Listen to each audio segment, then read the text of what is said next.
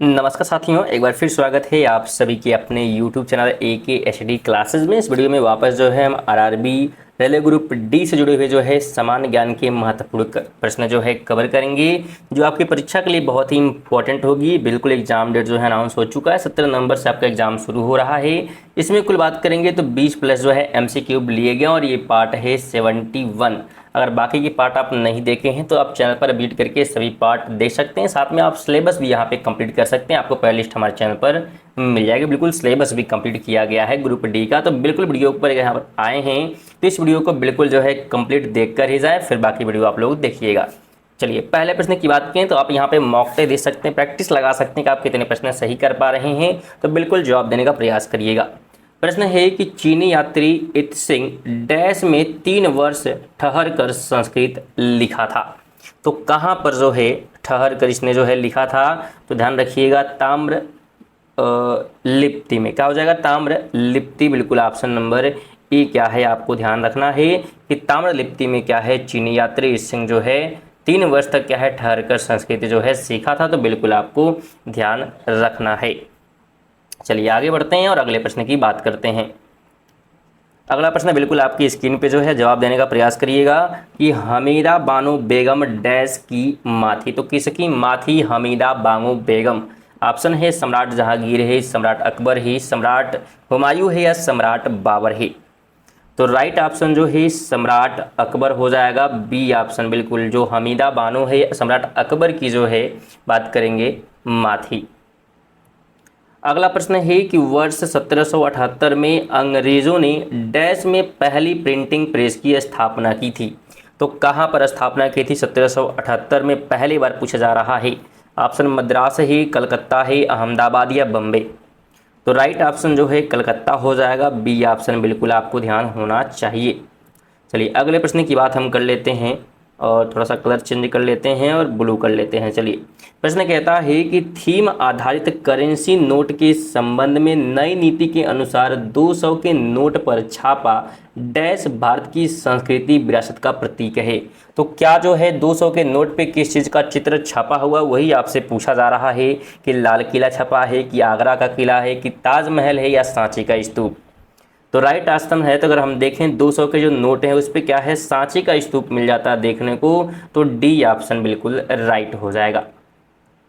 आगे बात करेंगे तो यदि आप जॉली ग्रांट हवाई अड्डे पर उतरते हैं तो आप डैश में हैं, तो कहाँ पर हैं, यानी बस ये पूछा जा रहा है कि जो जॉली ग्रांट हवाई अड्डा ये कहाँ पर है।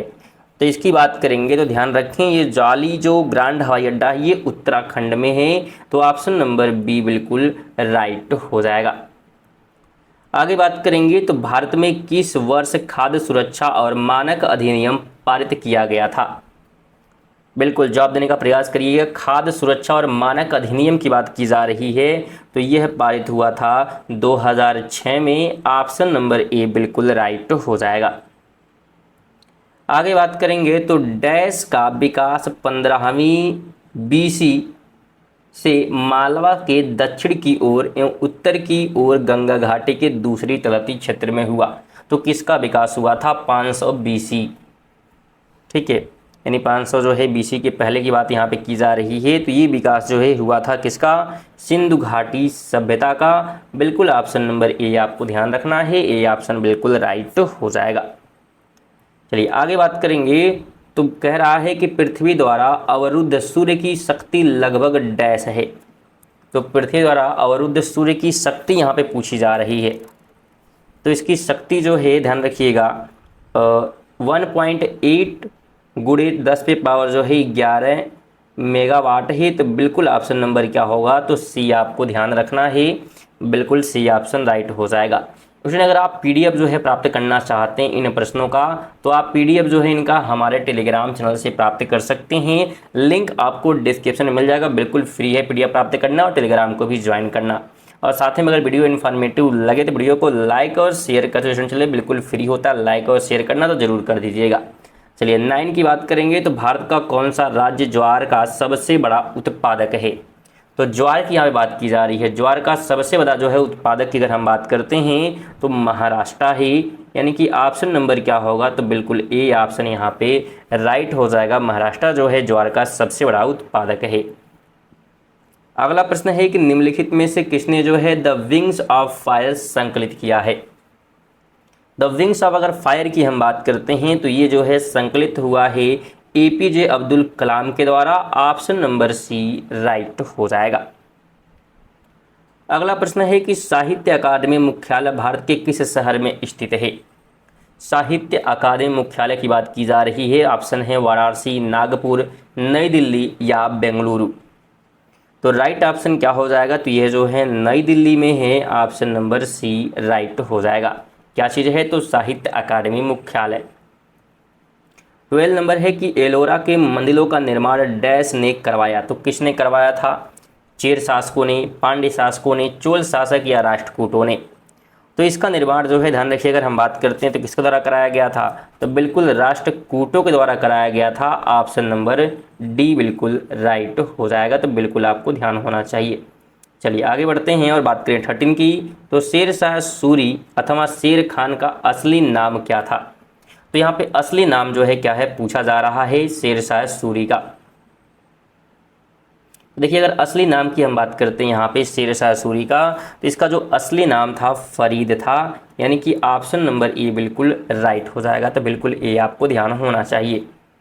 चलिए आगे बात करें तो भारतीय राष्ट्रीय कांग्रेस का गठन डैश में किया गया। तो कब किया गया था भारतीय राष्ट्रीय कांग्रेस का गठन। ऑप्शन 1885 है, 1947 है, 1858 या 1853। राइट की बात करेंगे तो बिल्कुल ए ऑप्शन हो जाएगा। 1885 में किया गया था एओ होम के द्वारा। इसलिए अगर आप करंट अफेयर पढ़ना चाहते हैं तो आप उसे भी क्या है हमारे इसी चैनल पर पढ़ सकते हैं। डेली सुबह 6 बजे जो है करंट अफेयर की वीडियो आती है, जिसमें पूरे दिन के महत्वपूर्ण करंट अफेयर कवर कराए जाते हैं, जो कि सभी प्रकार की परीक्षाओं के लिए महत्वपूर्ण होती है। तो बिल्कुल आप करंट अफेयर भी जरूर पढ़ें। लगभग 10 मिनट की वीडियो होती है, इसमें महत्वपूर्ण करंट अफेयर कवर कराए जाते हैं, क्योंकि करंट अफेयर से प्रश्न क्या है एग्जाम में बनते हैं, आपको पता होगा। तो जरूर आप लोग कवर करिए।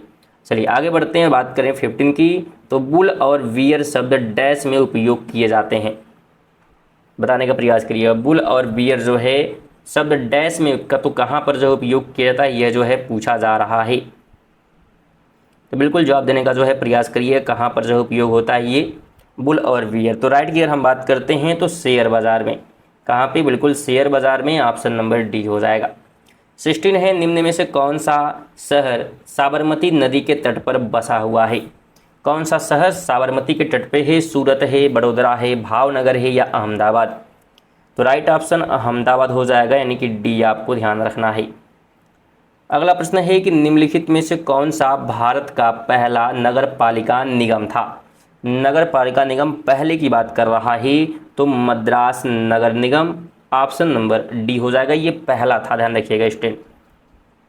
आगे बात करेंगे तो विश्व व्यापार संगठन का गठन डैश किया गया था के तहत जो है किया गया जनवरी 1995 को। तो थोड़ा सा ये प्रश्न जो है गड़बड़ हो गया टाइप करने में। यहाँ पूछा जा रहा है, क्या पूछा जा रहा है, तो बिल्कुल विश्व व्यापार संगठन का गठन डैश के तहत यहाँ पे होगा। नहीं, ये जो पार्ट है ये पहले रहेगा। डैश के तहत 1 जनवरी 1995 को किया गया था। तो किसके तहत जो है किया गया था, तो मराकेश समझौता के तहत। ऑप्शन नंबर सी राइट हो जाएगा। तो बिल्कुल ध्यान रखना है। उसमें अगर आप बात करें, अगर आप जो है यूपीएसआई की तैयारी करना चाहता हैं तो बिल्कुल आप इसकी तैयारी भी क्या है हमारे इसी चैनल पर कर सकते हैं। महत्वपूर्ण जो है बिल्कुल सिलेबस वाइज जो है आपकी सिलेबस वाइज जो है एमसीक्यू कवर कराए जा रहे हैं यूपीएसआई की। तो पूरी तैयारी आप यहाँ पे कर सकते हैं सामान्य ज्ञान से, हिंदी की, साथ में मूल विधि, इसके अलावा जितने भी महत्वपूर्ण प्रश्न बन सकते हैं। हाँ, रीजनिंग और मैथ के जो है यहाँ पे वीडियो नहीं मिल पाएगी, क्योंकि अभी उतने जो है इक्विपमेंट उपलब्ध नहीं जिससे मैथ आपको पढ़ाया जा सके। ठीक है, तो अभी पेन टैब लिया गया था, लेकिन उसमें भी क्या फिर लैपटॉप में कुछ खराबी आ गई, इसलिए मोबाइल से क्या फिर वीडियो हमें बनाना पड़ रहा है। तो बिल्कुल आप लोग बाकी चीज़ें पढ़ लें, लेकिन यहाँ पे पूरा यूपीएसआई की तैयारी आपको मिल जाएगी। जनरल नॉलेज, जीके वगैरह जो भी हैं आपकी, जीएस, ठीक है, सब कवर किए जाएंगे। चलिए 19 की हम बात कर लें तो बौद्ध धर्म का नींव जो है डैश महान सच्चाइयों एवं डैश अंगीय पथ पर आधारित है। तो कितने पर है, तो 4 जो है ध्यान रखिएगा, 4 और 8, यानी कि 4 महान सच्चाइयों एवं 8 जो है अंगी पथ पर जो है आधारित है। तो ऑप्शन नंबर डी राइट हो जाएगा इस प्रश्न का। आगे बात करेंगे तो बहत डैश की मुद्रा है। तो बहत बतानी है, बहत जो है कहाँ की है, तो ध्यान रखें ये थाईलैंड की मुद्रा है। ऑप्शन नंबर सी राइट हो जाएगा। अगला प्रश्न है कि केसर डैश का एक उत्पाद है, कहाँ का है? पश्चिम बंगाल का, गोवा, जम्मू कश्मीर या अरुणाचल प्रदेश। केसर की बात करेंगे तो जम्मू कश्मीर का एक उत्पादक है, बिल्कुल ऑप्शन नंबर क्या होगा? तो सी राइट हो जाएगा, उत्पाद है ये। आगे बात करेंगे तो इंदिरा गांधी ये लाइफ इन नेचर पुस्तक के लेखक कौन हैं? तो इस पुस्तक के लेखक जो है जयराम रमेश हैं, ऑप्शन नंबर सी बिल्कुल राइट हो जाएगा। अगला प्रश्न है कि किस अवधि को भारतीय थिएटर के लिए पुनर्जागरण की अवधि के रूप में माना जाता है? तो यो अवधि जो है ध्यान रखिएगा 1765 से 75 है, 1700 जो है 65 से 75 के बीच को जो है माना जाता है, तो बिल्कुल ऑप्शन नंबर ए हो जाएगा। तो ये थे हमारे जो है 23 इंपॉर्टेंट प्रश्न। आप इन प्रश्नों में से जो है कितने प्रश्न सही कर पाए हैं बिल्कुल उसे जो है कमेंट कर दीजिएगा, ठीक है। और साथ ही वीडियो को लाइक और शेयर कर दें। चैनल पर नए हैं तो जरूर सब्सक्राइब कर लें, बिल्कुल फ्री होता है सब्सक्राइब करना। तो चलिए मिलते हैं अगली वीडियो, तक के लिए जय हिंद, वंदे मातरम।